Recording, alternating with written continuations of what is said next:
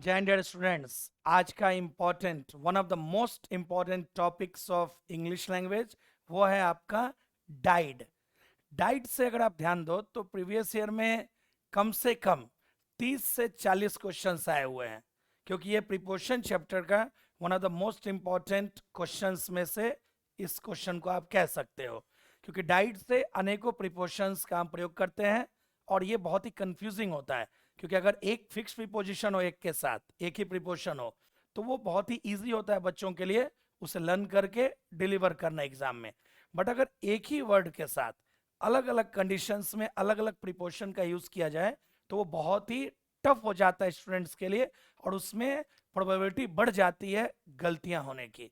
तो आइए हम इस इंपॉर्टेंट कंसेप्ट को आज हमेशा के लिए क्लियर कर देते हैं, क्योंकि डाइट से एग्जामिनेशंस में फ्रीक्वेंसी बहुत ज्यादा है क्वेश्चंस की। तो लेट अस स्टार्ट, बिना टाइम वेस्ट किए हुए। बकवास इंग्लिश में बकवास ज्यादा नहीं कर सकते आप। तो चलिए, डाइड से रिलेटेड देखो फिक्स क्या क्या प्रीपोजिशन है। First one is died of.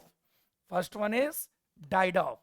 Died of का अर्थ होता है जब किसी की मृत्यु बीमारी से हो तो हम उसके लिए डाइड के साथ ऑफ लिखते हैं।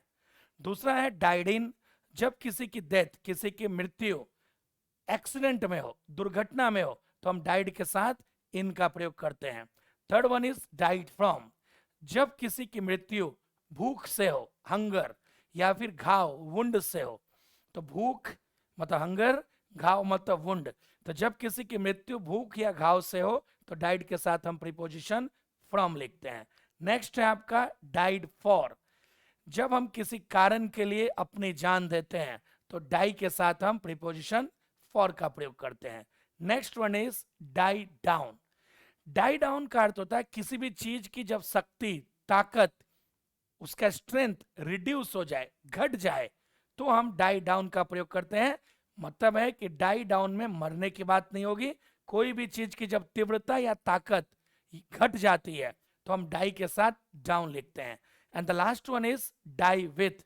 डाइड विथ का प्रयोग हम जनरली साथ के लिए करते हैं, जब किसी के साथ मरे, या फिर एक और कंडीशन हो सकता है जब आप रिस्पेक्ट से, सम्मान के साथ मरने की बात करते हैं तो हम डाई के साथ विथ का प्रयोग कर सकते हैं। तो ध्यान रखना, डाइड ऑफ का प्रयोग आप बीमारी से मरने के लिए करेंगे, डाइड इन का प्रयोग आप एक्सीडेंट में कोई मरता है तो करोगे, डाइड फ्रॉम का प्रयोग हंगर या वुंड से मरने के लिए होगा, डाइड फॉर का प्रयोग रीजन, किसी कारण के लिए, जान के लिए होगा, डाइड डाउन का प्रयोग किसी चीज के कम होने के लिए होता है, और डाइड विथ का प्रयोग किसी के साथ मरने के लिए होता है, या फिर सम्मान इज्जत के साथ मरने के लिए भी हम डाइड विथ का प्रयोग कर सकते हैं।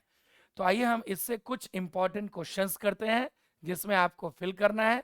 इससे क्या होता है कि जब हम कुछ क्वेश्चंस किसी कंसेप्ट से करते हैं तो वो कंसेप्ट एक तरह से माइंड में फिट हो जाता है और वो लंबे समय तक आपको याद रहता है। तो let us start with questions.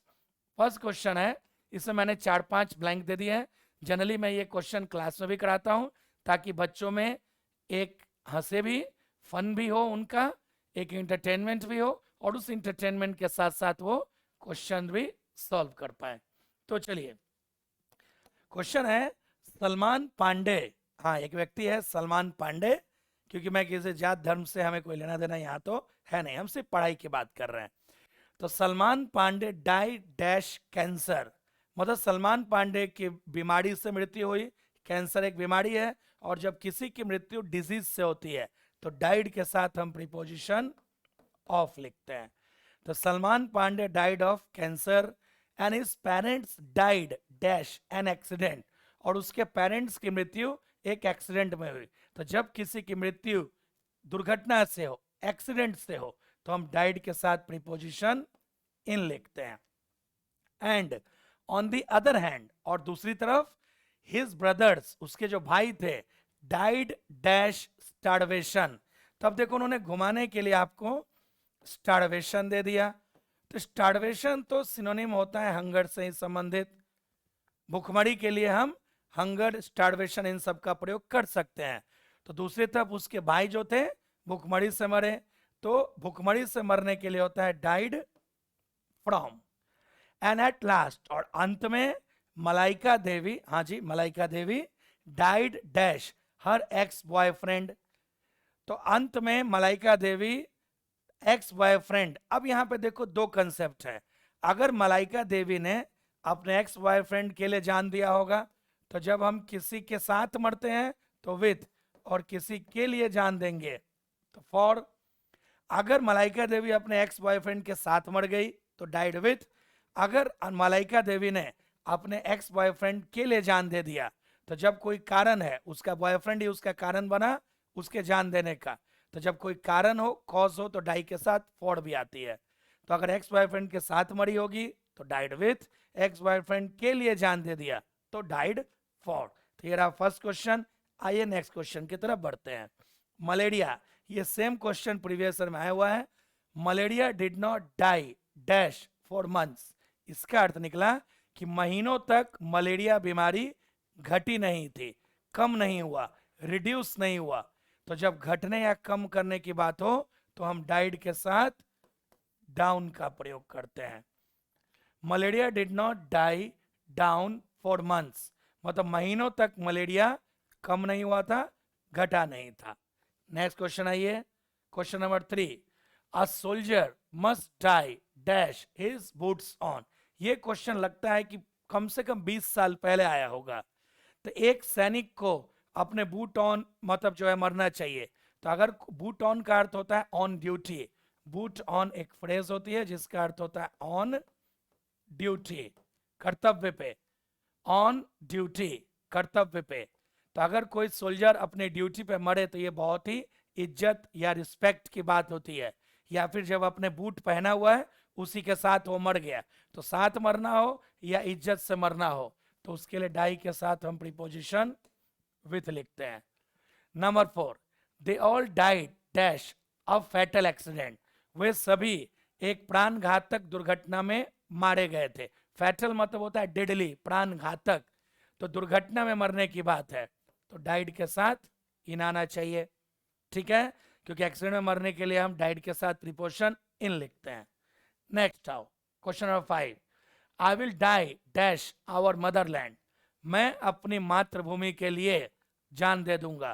तो जब हम किसी के लिए जान देते हैं या कोई जब कारण होता है हमारे जान देने का, तो हम डाई के साथ फॉर लिखते हैं।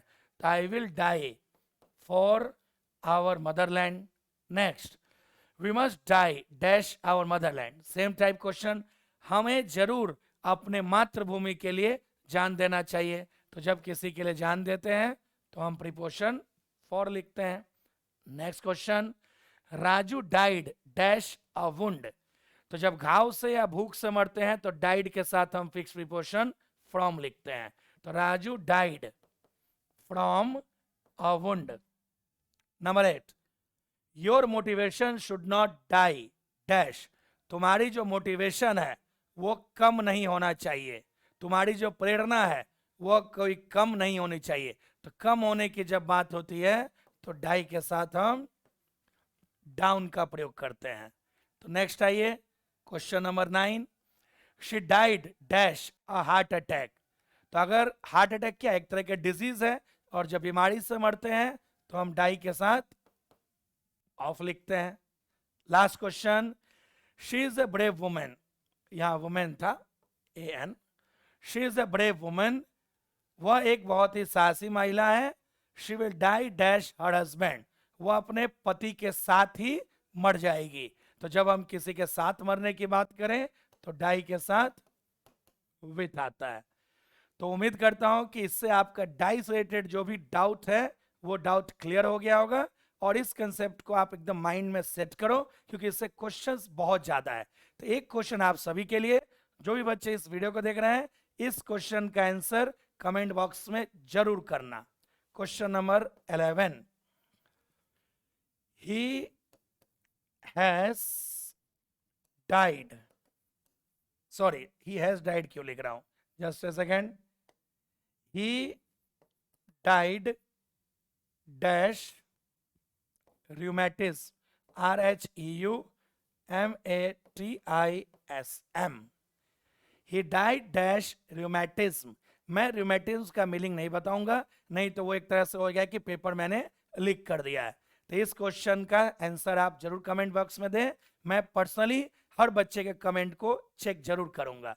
तो इस तरह के यूजफुल एग्जामिनेशन के टॉपिक से रिलेटेड क्वेश्चंस को, कंसेप्ट को क्लियर करने के लिए आप बकवास इंग्लिश को जरूर सब्सक्राइब करो और अपने दोस्तों को भी जरूर बताओ, क्योंकि मैं इस यूट्यूब चैनल पे लगभग हर कंसेप्ट, चाहे वो शॉर्ट्स हो, चाहे लॉन्ग वीडियोस हो, चाहे मैराथन वीडियोस हो, उसके द्वारा हर कंसेप्ट को आप तक एकदम क्रिस्टल क्लियर वे में जरूर पहुंचा दूंगा। तो यहीं रोकते हैं। जय हिंद, जय भारत।